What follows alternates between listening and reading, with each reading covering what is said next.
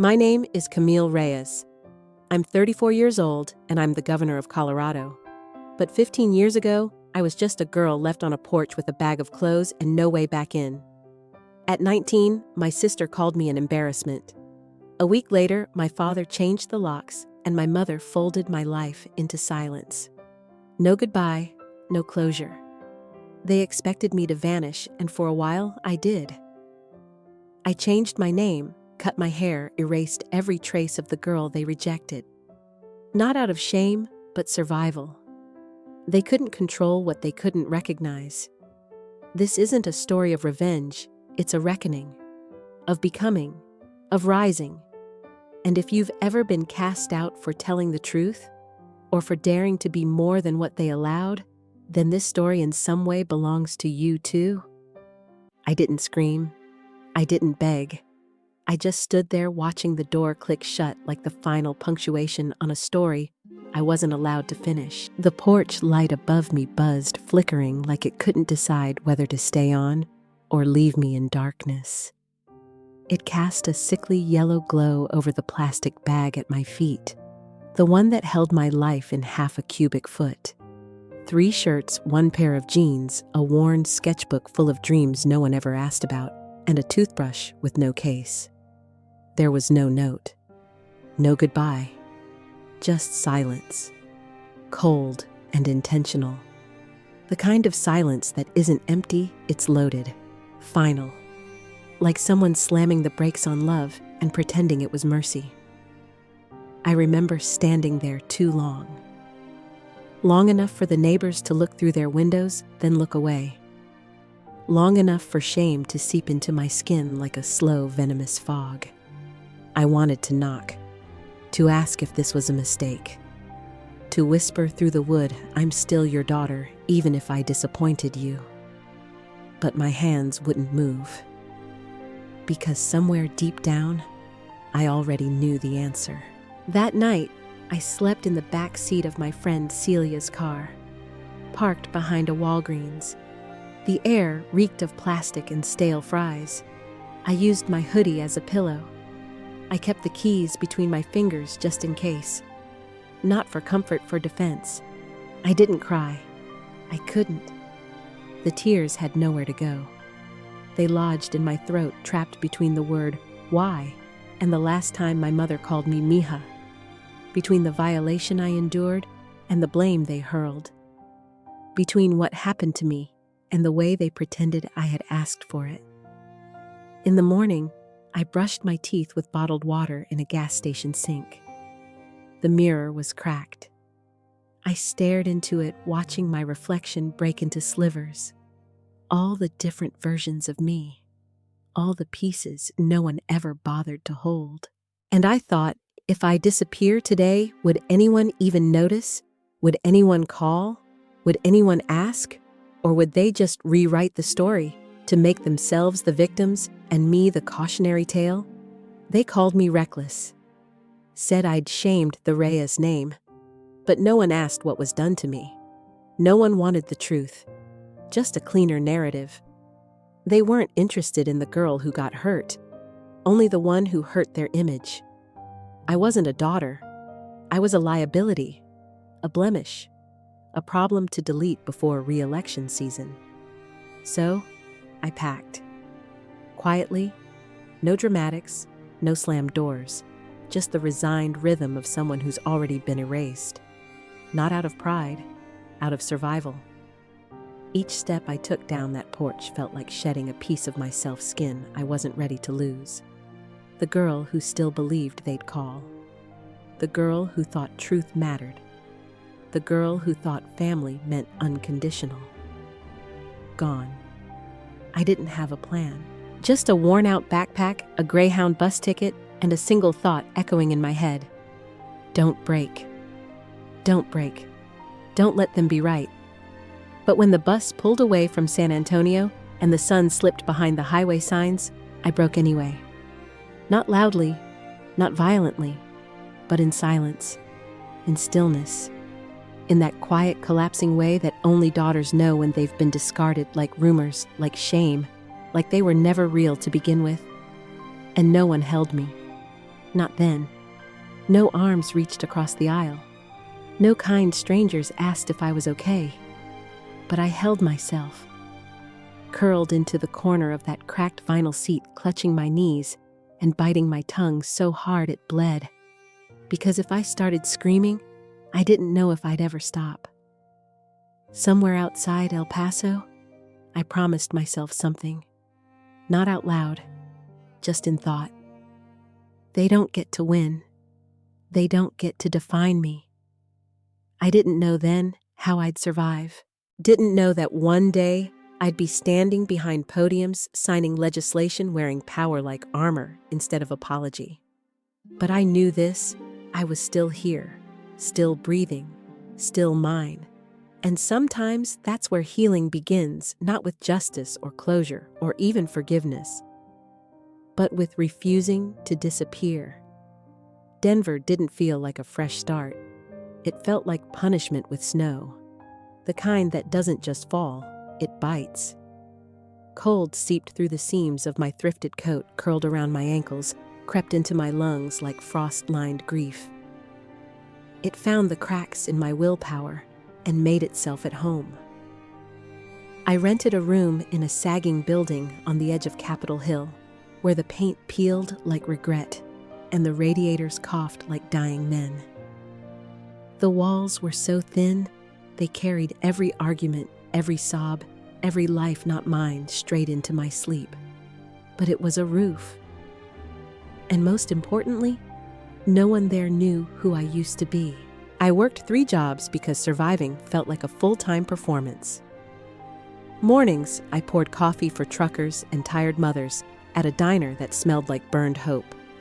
Afternoons, I scrubbed the same clinic floor that never seemed to stay clean, mop, water, bleach, blood, repeat. Nights, I sat in the back of a warehouse with buzzing lights, inputting freight numbers under a name that wasn't mine. No one asked where I was from. No one cared. And in that strange, broken kind of way, it felt like grace. I was invisible. And for the first time, invisibility felt like safety. Sometimes after work, I'd collapse on the cold floor with my back against the heater and just exist. Not sleep, not dream, not think. Just wait for the ache to dull into something manageable. There were nights I wrote pages and pages in a code I invented as a child. Scribbles only I could decipher. Because if I said it plainly, I would have shattered. Other nights, I painted. Not to create beauty. To survive.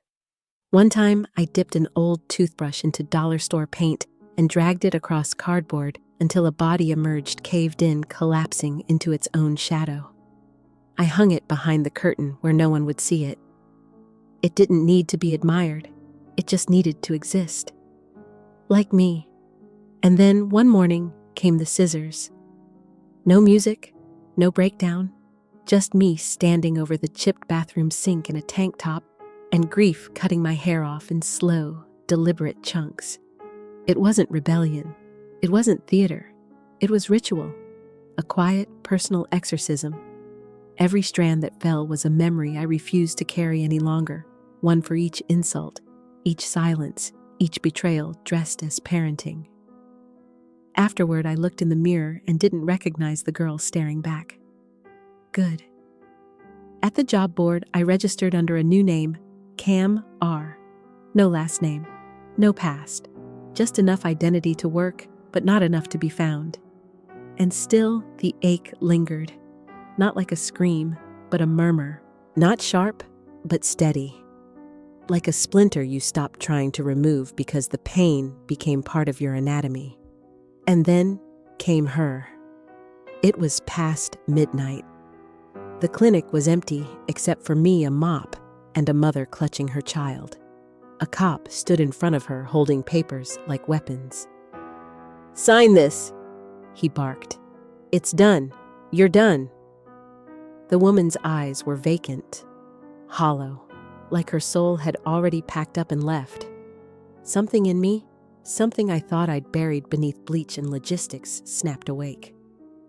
"She's not signing that," I said, stepping between them. The officer turned, annoyed. "Who are you?" I looked him dead in the eye. No one, I said. But those papers are invalid. It was a lie. A bold, reckless, absolutely necessary lie. He hesitated, then left. Later, the woman cradled her daughter and whispered gracias over and over through tears I didn't deserve. Spanish I barely understood washed over me like balm, and for the first time in years I felt something stir inside me that wasn't fear or fury. Just a flicker, not quite hope, not yet, but something warm, something almost alive. A week later, I was called into an office. I braced for termination. Instead, a man named Rafael Delgado slid a single piece of paper across a chipped desk. "Come work for us," he said, "not as a cleaner." Back in my room that night, I didn't celebrate. I didn't jump or scream or run into the snow. I sat on the floor with my back to the heater and cried.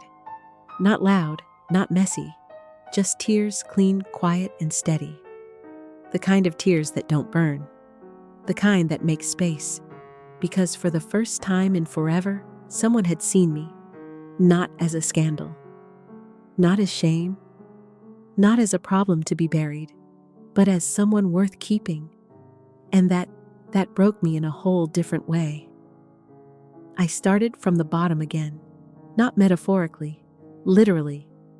Fetching coffee that wasn't mine. Filing paperwork no one would ever read twice. Translating intake forms with a Spanish I hadn't used since my mother stopped calling me mija. No one knew I used to be Camille Reyes, and I guarded that truth like a buried landmine. At the nonprofit, I was just Cam.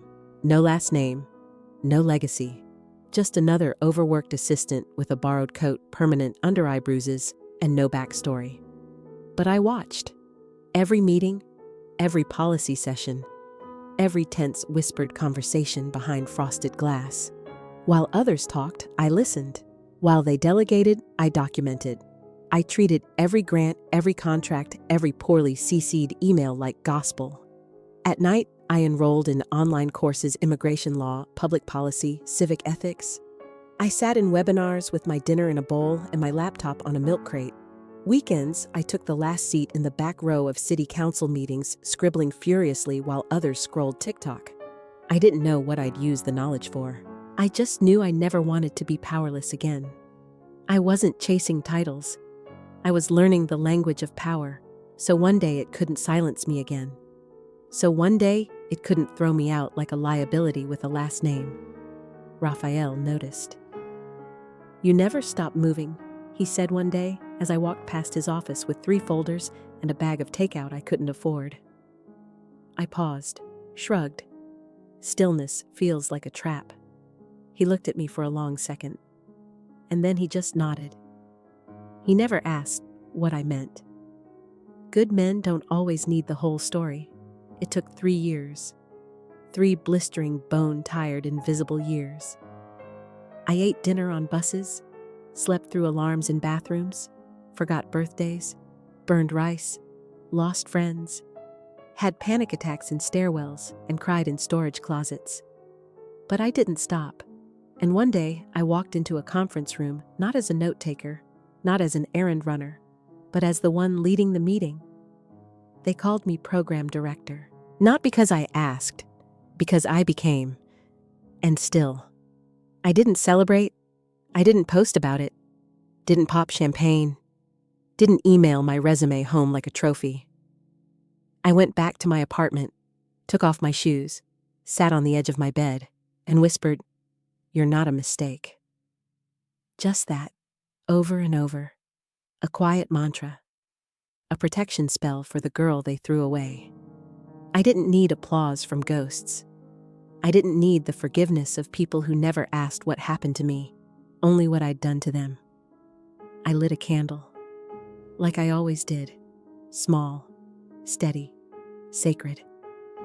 And I sat in front of the painting, the one I'd made during the worst winter of my life, a body collapsing into its own shadow, brushstrokes made from grief and dollar store paint.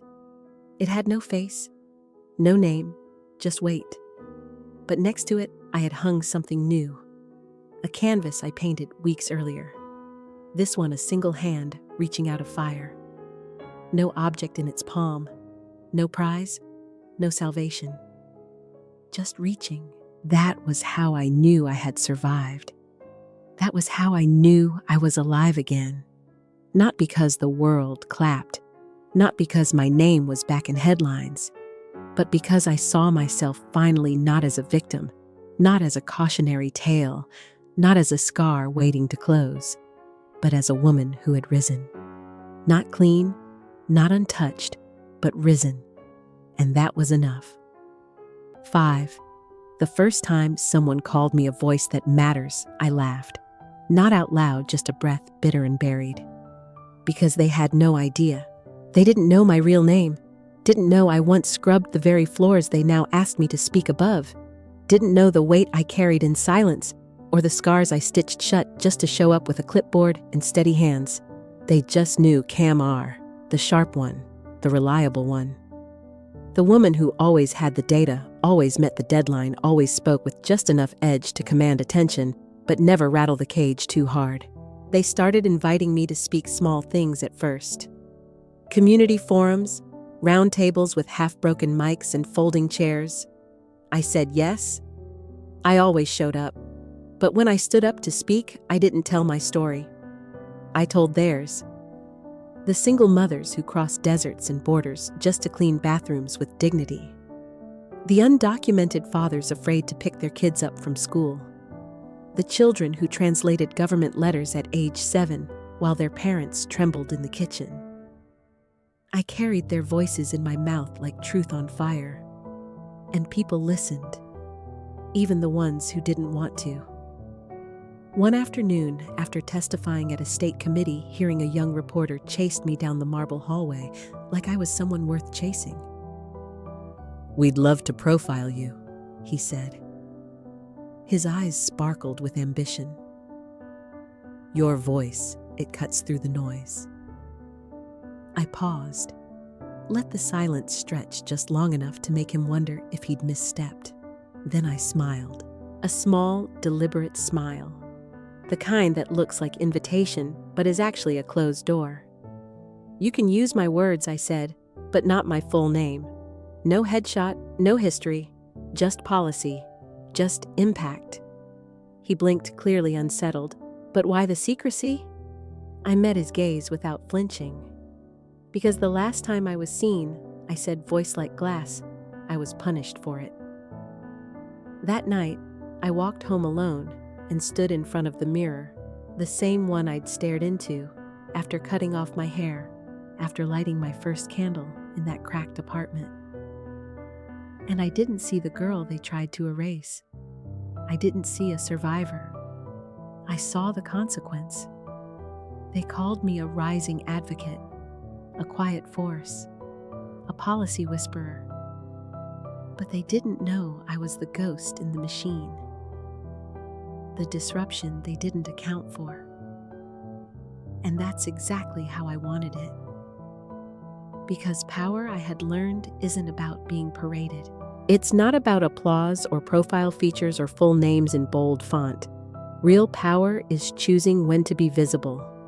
And more importantly, choosing when to be silent and still have the room shift. She didn't plan to be seen. Not this way. Not here.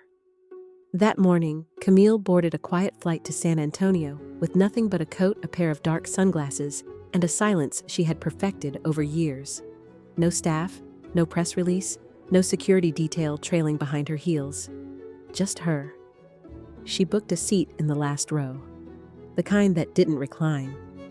The kind no one important ever chose. It felt right.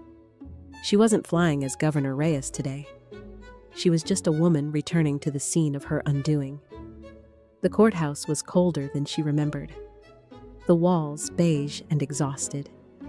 The tile floor echoing every heel click like a nervous pulse. It smelled faintly of dust and disinfectant, the kind of place built to drain emotion, not hold it. She moved through the metal detectors unnoticed. Sat in the back row without a ripple. Pulled her coat tighter around her frame and waited. No one knew she was coming. And that was the point. In the courtroom, whispers rose and fell like weak wind. Lawyers reviewed notes. Bailiffs adjusted their belts. A reporter scrolled through his phone with one hand while testing his camera with the other. At the front sat her sister, Isabella. Perfect posture, designer suit, lips painted the exact shade of ambition. She looked composed, controlled, like a woman ready to win something she had no right to claim. Beside her, in the family section, sat Teresa, their mother, clutching a rosary in white-knuckled hands, eyes downcast but sharp. And Manuel, her father, stared straight ahead, jaw-clenched fingers steepled, like he was praying or plotting. With him, it was always both. Camille didn't look away. She just sat, still, silent, spine like steel under wool, a storm they thought they buried. Then the judge entered. Audrey Jameson, stern, sharp, known in legal circles for her clarity and intolerance for theatrics.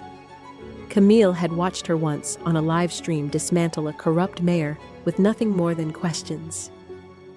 Jameson took her seat, adjusted her glasses, scanned the room. She paused, squinted. "Wait," she said, voice cutting through the quiet. "Is that Camille Reyes, the governor?" The room fractured, gasps, a sharp inhale from the first row. Chairs creaked, phones lifted, reporters scrambled for angles. The camera lights clicked on like gunfire. Isabella froze.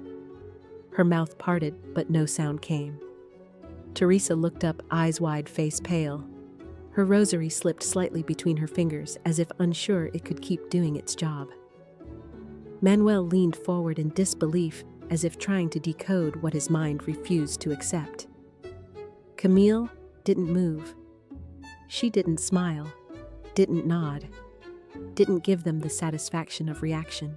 She just sat there, coat still, buttoned sunglasses still on, posture immaculate.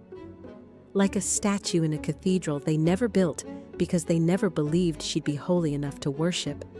But there she was, not in flames, not in ashes, just undeniably alive. The judge cleared her throat, composed herself. "Let the record show," she said carefully, "that Governor Camille Reyes is present." And the room, though it tried, never recovered. The hearing continued. Legal jargon resumed. Names were called. Witnesses affirmed. But the center of gravity had shifted. No one could look away, even when they pretended to. Because Camille wasn't a ghost anymore. She wasn't the black sheep, or the family secret, or the scandal they'd whispered about over casseroles and Christmas prayers. She was real, present, and powerful enough to walk into the lion's den and sit in silence, knowing she didn't need to say a word to dominate the room. She didn't return to punish them. She didn't return to explain herself. She returned to witness, to let them see what they threw away, not to seek closure, but to be the consequence.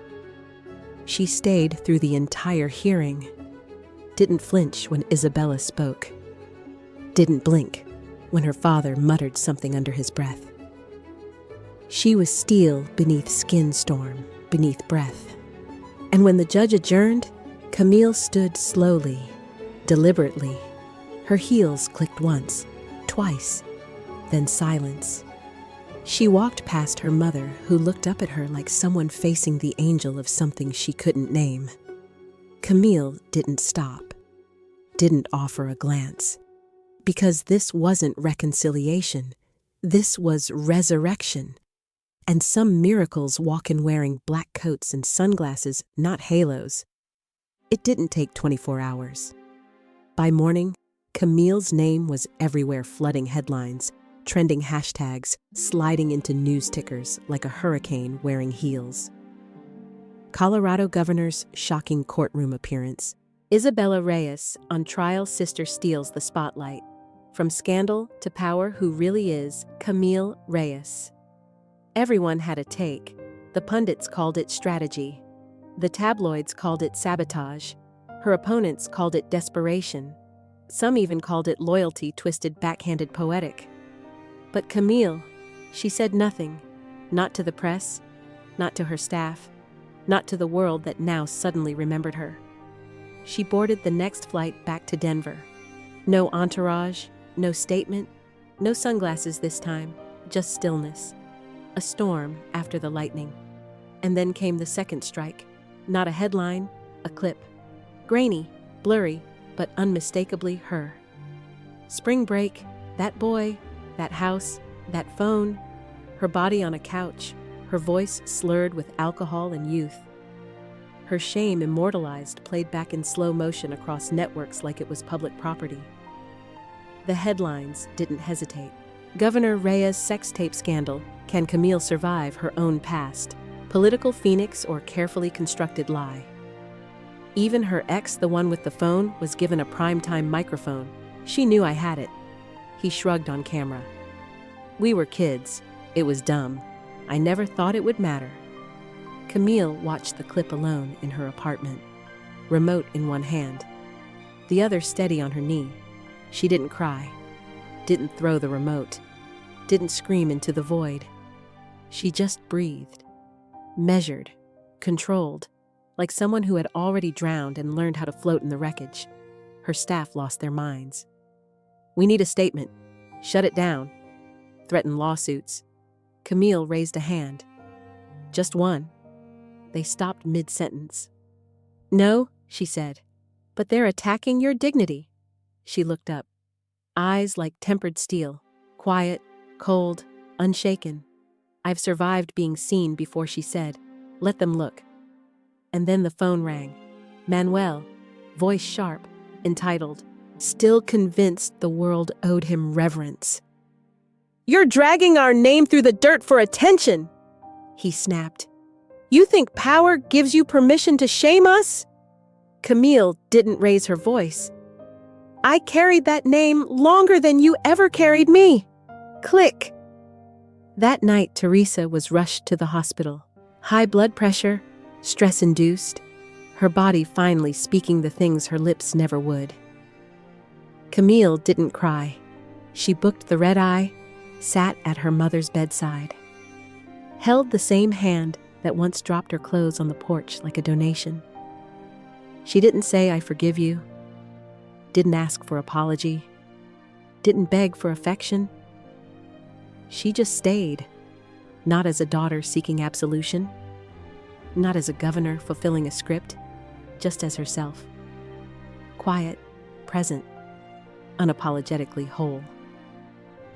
Back in Denver, the media storm swirled into wildfire. Pundits screamed, opponents smiled, allies hesitated. But Camille didn't blink. At her next press conference, she stepped up to the podium alone. No handlers, no speechwriters, no polished statements written to make discomfort more palatable. She wore black. Her hair was tied back. No jewelry, no smile. The room stilled. Camera bulbs flashed like thunder in a storm she refused to duck from. I won't rewrite the past, she began, her voice steady, measured, clear. But I will decide how it gets used, because my life, my choices, my body have never belonged to the public. Not when I was violated, not when I was erased, not now, and not ever again. She paused. Let the weight hang. I'm not a symbol. I'm not your cautionary tale. I'm not the girl you buried or the woman you tried to own. I am Camille Reyes, governor, survivor, witness, and I refuse to be ashamed of living. It wasn't a speech, it was a reckoning. A mirror she held up to every person who'd ever weaponized her silence and mistaken it for permission. That afternoon, headlines shifted. Not entirely, not enough, but slightly like tectonic plates acknowledging movement.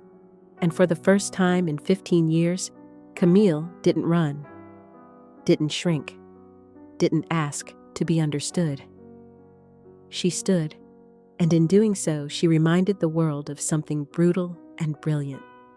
Power isn't perfection, it's presence, and she was done hiding hers. She walked straight into the Capitol building, chin-high coat, crisp heels echoing like war drums on marble. There were cameras, reporters, whispers. But Camille moved like fog, with a backbone, quiet, cold, and unyielding. She didn't wait to be asked. She took the podium, alone. No media representative accompanied, no security, no teleprompter, just her. And a table behind her stacked with drawings from children of immigrants, each one a little voice that never got to scream. Power doesn't always come with threats, Camille began. Sometimes it comes in whispers, in dinners that aren't really dinners, in fathers who know people, in the kind of silence that feels like a leash. Pause. No breath in the room.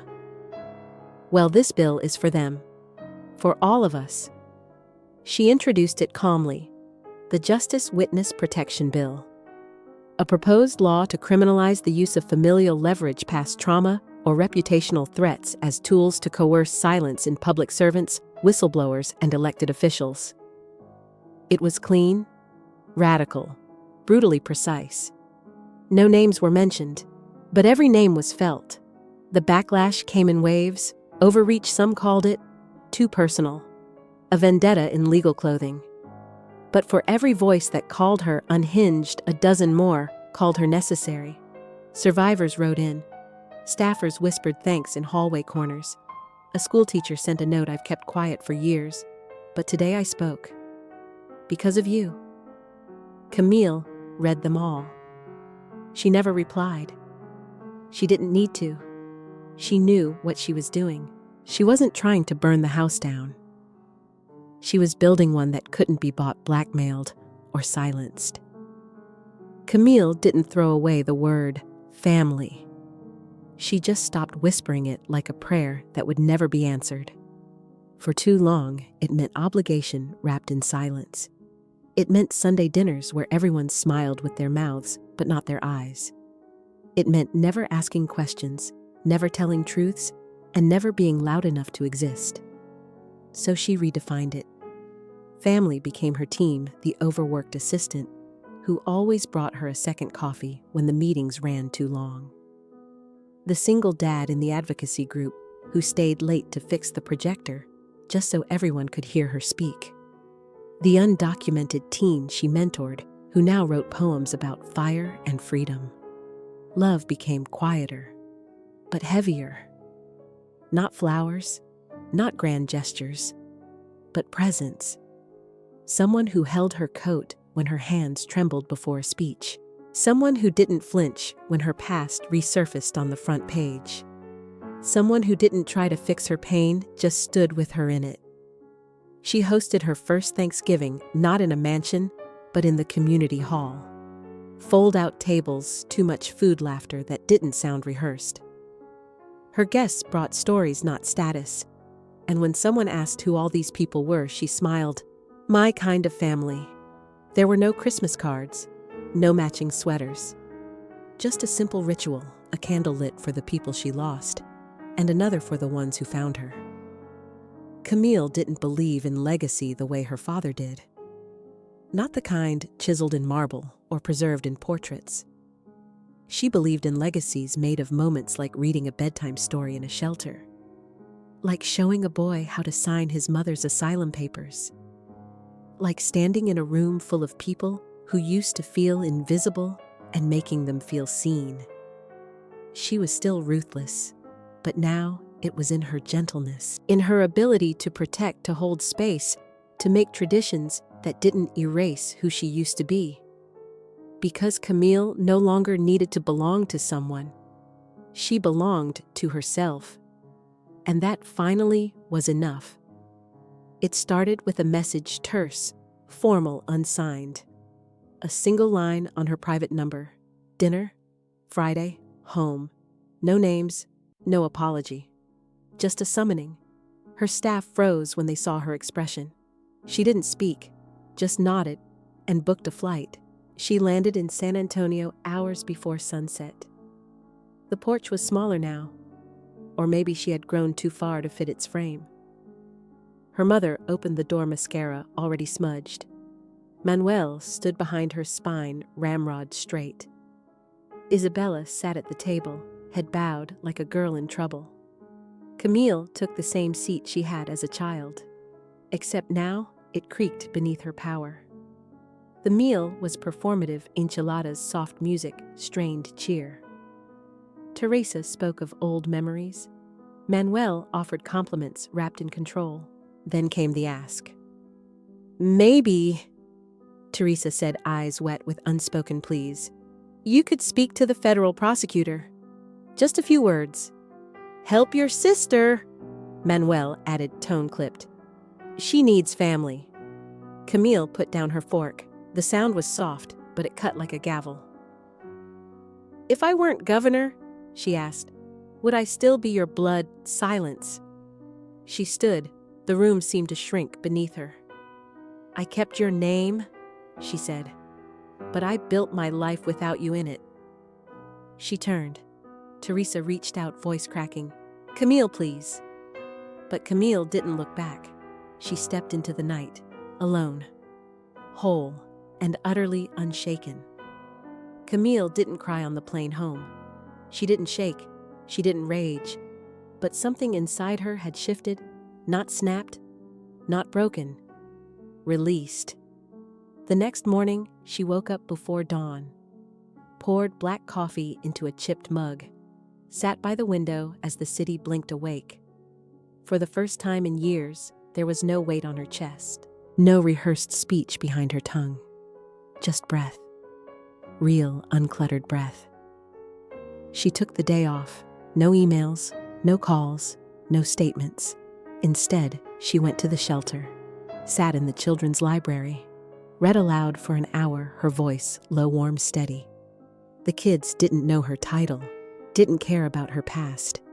They just leaned in, sleepy and safe. That night, she walked the quiet streets alone. No guards, no heels, just sneakers and moonlight. She passed the mural on 14th, the one with wings painted for photo ops. She didn't pose. She just stood there. Because healing, she realized, wasn't a performance. It was this. A moment where she didn't have to prove she survived. She just lived, and that finally was enough. Joy was not a lightning bolt for Camille. It was a whisper. It arrived slowly, like sunlight through sheer curtains, like the way her chest no longer tightened when someone said her full name. It came in a handwritten note from a former shelter resident. "Because of you, I dared to go back to school. I dared." It came in a community garden she helped fund, watching a 6-year-old taste a strawberry for the first time. It came in the sound of her own laughter, uncontrolled, unguarded, during a late-night walk with someone who had never once asked about her past. She started drawing again, not to escape, not to express, just to play. She adopted a dog, named her Justice, took her on runs in the morning, let her sleep at the foot of the bed. She caught herself humming and didn't apologize. At her next cabinet meeting, she wore a yellow scarf, a gift from a teenage activist. Someone said, "That's not very governor-like." Camille smiled. Maybe we need to redefine what leadership looks like. She began to speak of futures, not just reforms, of schools with art and softness, of housing that didn't just shelter, but dignified, of a politics that made room for the broken to rebuild, not just survive. Because for the first time, Camille wasn't building armor, she was building a life. And joy, she realized, wasn't a reward for healing, it was part of the process. The name she gave herself. It was a Tuesday. Ordinary, unremarkable. The kind of day that used to pass Camille by unnoticed.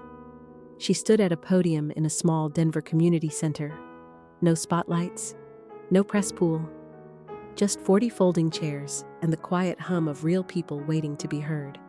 She wasn't there to campaign, not to legislate. She was there to tell a story.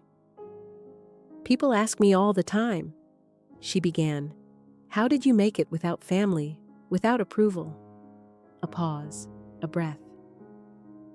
"I didn't," I just stopped waiting for permission." There was a stillness in the room. Not silence, stillness. The kind that follows something true. She spoke of forgiveness not as a gift to others, but as a boundary for herself. She spoke of power not as dominance, but as the ability to shape her days, her name, her joy. She spoke of her past not as a wound, but as a root. And when she was done, no one stood. No applause erupted. Instead, people exhaled, as if they'd been holding something in too long. Afterward, a young woman approached her. "I changed my name too," she said. "Did it help?" Camille smiled soft and sure. "No, but it reminded me I could name what came next." That night, she walked the city alone, not out of loneliness, but choice. She passed a park where children played. She passed a mural of herself someone had painted without permission, a crown on her head not royal, but forged. She smiled. Not because it was accurate, but because she didn't need to correct it. At home, she sat at her desk. Pulled out a folder labeled only with her initials, CR. She opened a fresh page. At the top, she wrote Chapter 1. Because Camille Reyes was no longer a name they gave her. It was the one she chose to keep. And now, finally, fiercely freely, she would decide what came next. It was snowing.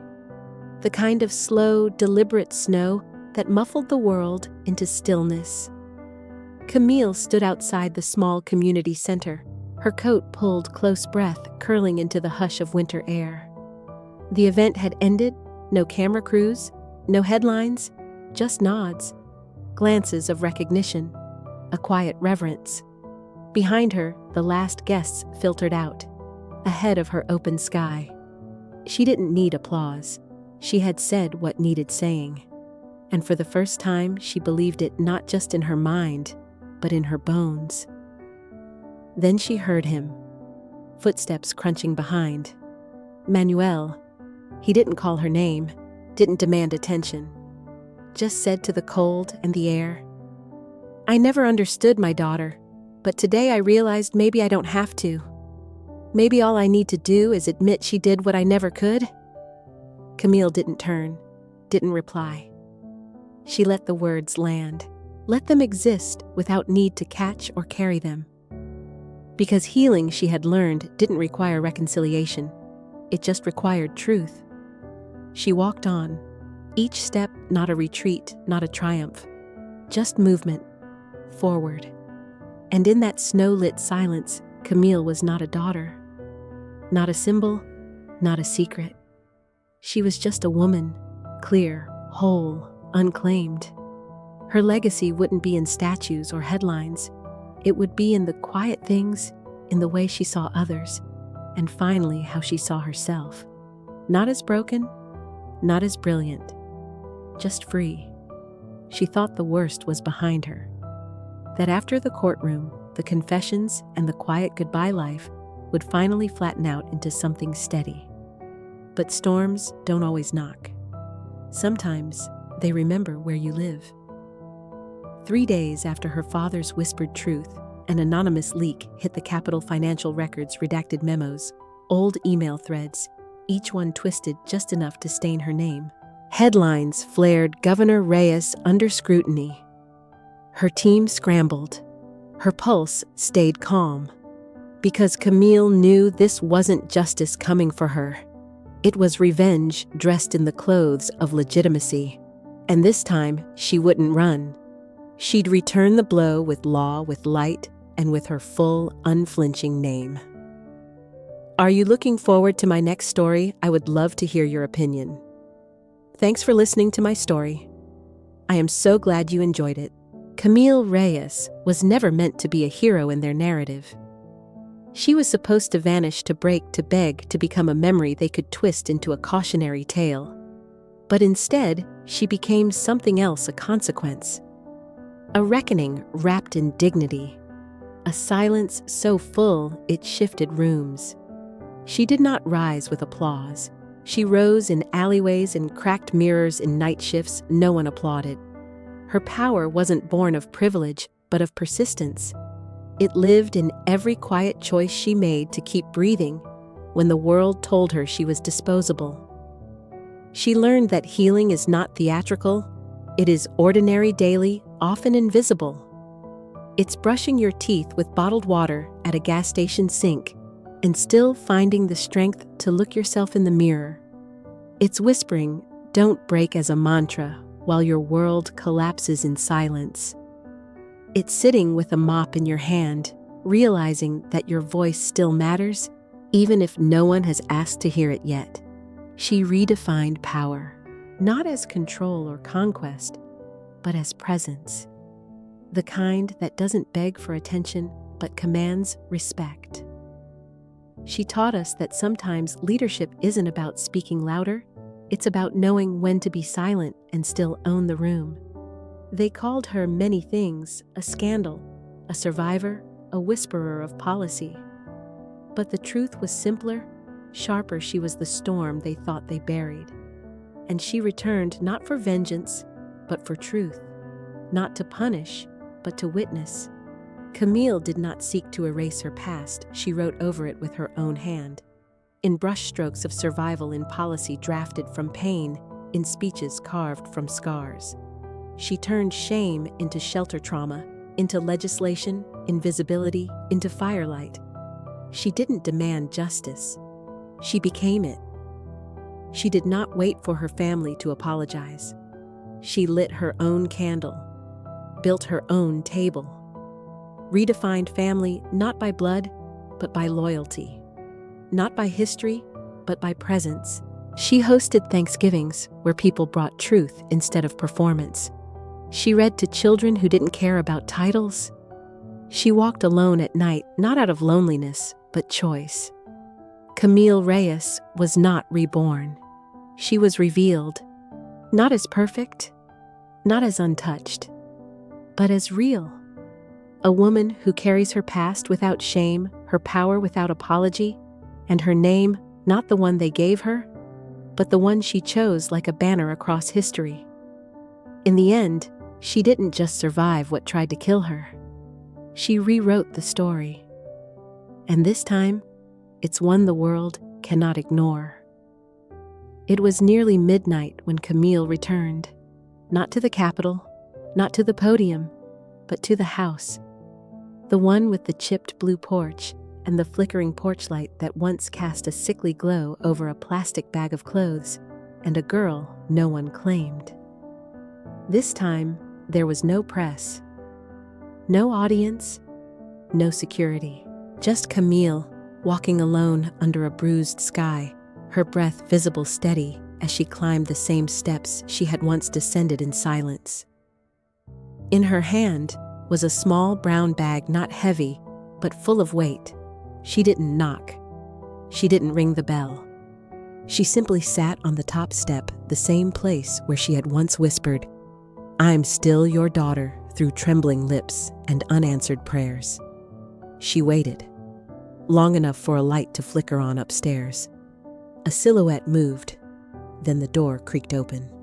Teresa stood there, older, smaller, wrapped in a faded shawl, and the weight of things never said. Camille didn't rise. Their eyes met, not with fire, not with forgiveness, just quiet recognition. A shared history neither could rewrite. Camille placed the bag gently on the step between them. "I brought something," she said. Her voice was low, even. "It's not an apology. It's not a confrontation. It's just the truth. Mine." Teresa didn't speak. She didn't retreat either. Her hands, once too rigid to reach, trembled as they lowered and took the bag. "You don't have to read it," Camille added, standing slowly. She turned, walked down the steps past the cracked sidewalk and into the night. Behind her, the porch light flickered once, twice, then stayed on. Back in Denver, she returned to the mural. The one with her face painted in bold strokes, crown above her head, light radiating behind her like revolution. But Camille didn't pose. She brought a brush. Not to erase, but to add. Beneath the image, she painted a door slightly ajar, a light glowing inside. Then in small, deliberate letters, she wrote, "Not all homes close forever." Weeks later, a letter appeared anonymously posted on a community board. No signature, just faded ink, weathered paper. It read, "To the one they threw away, they didn't know you'd bloom in silence. Didn't know that exile would make you ungovernable. Didn't know you'd learn the language of law just to write the future they tried to burn.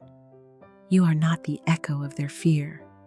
You are the first sound of a new world. Stay, even when the ghosts knock, especially then. You don't owe anyone your ruin. But if you must return, bring fire." No one confirmed Camille wrote it, but those who knew, knew. And sometimes late at night, as the Capitol lights dimmed and the city softened into silence, a single candle could be seen glowing from her office window, not a beacon for power, but memory. A reminder that she did not vanish, that the girl on the porch became the woman who rewrote the terms of her existence, and that no matter what storms returned, Camille Reyes would be waiting, not to fight, not to forgive, but to endure with fire in her breath and her full name unshaken. The house had not forgotten her. And this time, the door did not close. It was nearly midnight when Camille returned. Not to the Capitol, not to the cameras, but to the house. The one with the peeling blue paint and the porch light that once blinked like it couldn't decide if she was worth seeing. She parked a block away and walked alone, her footsteps soft, certain, as if retracing an old scar. In her hand was a small brown bag, not heavy, but full of gravity. She didn't ring, didn't knock. She just sat on the top step, the same place where the girl she used to be once stood, frozen, rejected. This time she came not to plead, not to demand, but to finish something unfinished. Upstairs, a light stirred. Then the door creaked. Teresa appeared. Older now, smaller somehow, wrapped in a blanket and things she never dared to say. Camille looked up steady. "I brought something," she said. "You don't have to read it. It's not for you." Teresa didn't speak, just reached hesitantly and took the bag. Camille turned, descending the stairs like closing a chapter written in fire. The porch light flickered, then stayed on. Back in Denver, she returned to the mural. Not to be seen, but to mark something.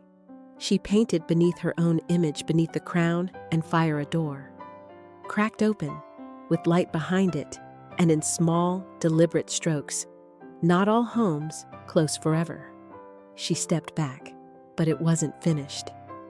That night, she unlocked the drawer of her desk, the one she hadn't touched in over a decade.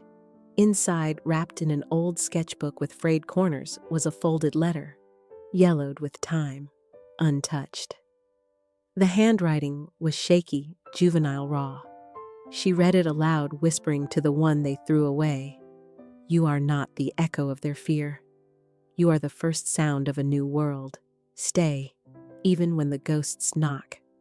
Her throat tightened, because now she remembered. She had written that letter 15 years ago, in the back seat of Celia's car.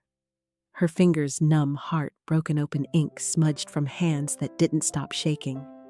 She had addressed it to herself, not to send, not to keep, but to survive. A map written in darkness, hoping someone, some future version of her, would one day read it and come home. She never mailed it. She just tucked it into her sketchbook. And somehow, somewhere along the way, forgot. Until now. She hadn't found a letter from a stranger. She had found a signal from a girl who refused to disappear. Weeks later, the letter appeared pinned anonymously on a community board. No name, no context. But this time, Camille didn't deny it. She didn't confirm it either. When asked, she only smiled softly, knowingly. Sometimes the only voice you can trust is the one you leave behind for yourself. And that was all. At night, the Capitol dimmed. The streets softened. A candle glowed from her office window, not for legacy, not for voters, but for her. For the girl with ink-stained hands who once dared to believe she'd make it out alive. The house had tried to bury her, but she sent herself a map. And 15 years later, she followed it home, not for permission, not for redemption, but to remind herself that she was never lost. Only waiting. And this time, the door did not close. My name is Camille Reyes. I'm 34 years old, and I'm the governor of Colorado. But 15 years ago, I was just a girl left on a porch with a bag of clothes and no way back in. At 19, my sister called me an embarrassment. A week later, my father changed the locks, and my mother folded my life into silence. No goodbye, no closure. They expected me to vanish, and for a while, I did. I changed my name, cut my hair, erased every trace of the girl they rejected. Not out of shame, but survival. They couldn't control what they couldn't recognize. This isn't a story of revenge, it's a reckoning. Of becoming, of rising. And if you've ever been cast out for telling the truth, or for daring to be more than what they allowed, then this story in some way belongs to you too. I didn't scream. I didn't beg. I just stood there watching the door click shut like the final punctuation on a story I wasn't allowed to finish. The porch light above me buzzed, flickering like it couldn't decide whether to stay on or leave me in darkness. It cast a sickly yellow glow over the plastic bag at my feet, the one that held my life in half a cubic foot. 3 shirts, 1 pair of jeans, a worn sketchbook full of dreams no one ever asked about, and a toothbrush with no case. There was no note, no goodbye, just silence, cold and intentional.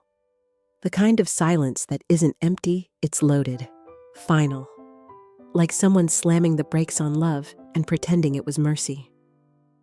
I remember standing there too long. Long enough for the neighbors to look through their windows, then look away. Long enough for shame to seep into my skin like a slow, venomous fog. I wanted to knock, to ask if this was a mistake, to whisper through the wood, "I'm still your daughter, even if I disappointed you." But my hands wouldn't move. Because somewhere deep down, I already knew the answer. That night, I slept in the back seat of my friend Celia's car, parked behind a Walgreens. The air reeked of plastic and stale fries. I used my hoodie as a pillow. I kept the keys between my fingers just in case. Not for comfort, for defense. I didn't cry. I couldn't. The tears had nowhere to go. They lodged in my throat, trapped between the word "why" and the last time my mother called me mija. Between the violation I endured and the blame they hurled. Between what happened to me and the way they pretended I had asked for it. In the morning, I brushed my teeth with bottled water in a gas station sink. The mirror was cracked. I stared into it, watching my reflection break into slivers. All the different versions of me. All the pieces no one ever bothered to hold. And I thought, if I disappear today, would anyone even notice? Would anyone call? Would anyone ask? Or would they just rewrite the story to make themselves the victims and me the cautionary tale? They called me reckless. Said I'd shamed the Reyes name. But no one asked what was done to me. No one wanted the truth. Just a cleaner narrative. They weren't interested in the girl who got hurt. Only the one who hurt their image. I wasn't a daughter. I was a liability, a blemish, a problem to delete before re-election season. So, I packed. Quietly, no dramatics, no slammed doors, just the resigned rhythm of someone who's already been erased. Not out of pride, out of survival. Each step I took down that porch felt like shedding a piece of my self-skin I wasn't ready to lose. The girl who still believed they'd call. The girl who thought truth mattered. The girl who thought family meant unconditional.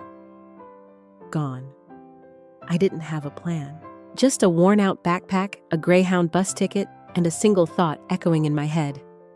Don't break. Don't break. Don't let them be right. But when the bus pulled away from San Antonio and the sun slipped behind the highway signs, I broke anyway. Not loudly, not violently, but in silence, in stillness, in that quiet, collapsing way that only daughters know when they've been discarded, like rumors, like shame, like they were never real to begin with. And no one held me. Not then. No arms reached across the aisle. No kind strangers asked if I was okay. But I held myself, curled into the corner of that cracked vinyl seat, clutching my knees and biting my tongue so hard it bled. Because if I started screaming, I didn't know if I'd ever stop. Somewhere outside El Paso, I promised myself something. Not out loud, just in thought. They don't get to win. They don't get to define me. I didn't know then how I'd survive. Didn't know that one day